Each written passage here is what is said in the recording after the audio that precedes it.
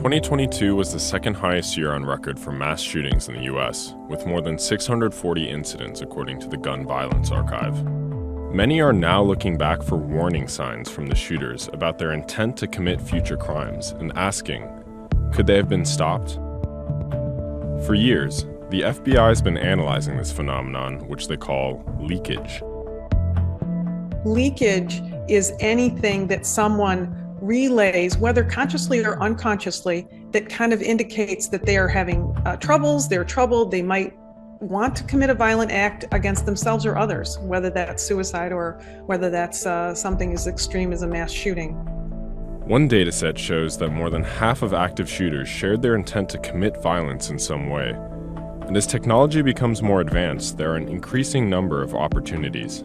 Before the social media world and before more sophisticated internet connections that we have now, a lot of these interactions and a lot of this type of information wouldn't even be identifiable. It wouldn't have been recorded. So the great benefit that we have is that, yes, stories are telling us, hey, look back at all these things that are signs that might have been missed. The gunman in Buffalo was previously taken into custody for psychiatric evaluation after making statements in school about wanting to commit violence, but was released. In the Buffalo case, I think one of the things that stood out to me is that there was a mental health evaluation, a psychiatric evaluation, based on the fact that he had made statements. Law enforcement interceded. In Uvalde, Texas, authorities identified multiple occasions where the shooter had given clues about his plans.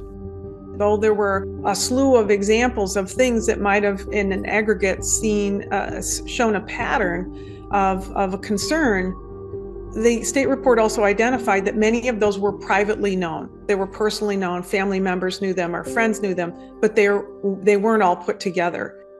A judge in Colorado Springs warned that one man's situation would likely get worse if he didn't receive mental health treatment after he was arrested for an attempted kidnapping and bomb threats. I think whether you look at a handful of situations that just occurred in the past year, Colorado, Club Q is a good example. The situation in Chesapeake, the situation up in Highland Park. You have parents who have some interaction with law enforcement because their family member is acting violently. Last year, President Biden signed a new bill into law that aimed to prevent possibly dangerous people from accessing guns and boosting spending for mental health. But authorities still face many issues when tackling this problem.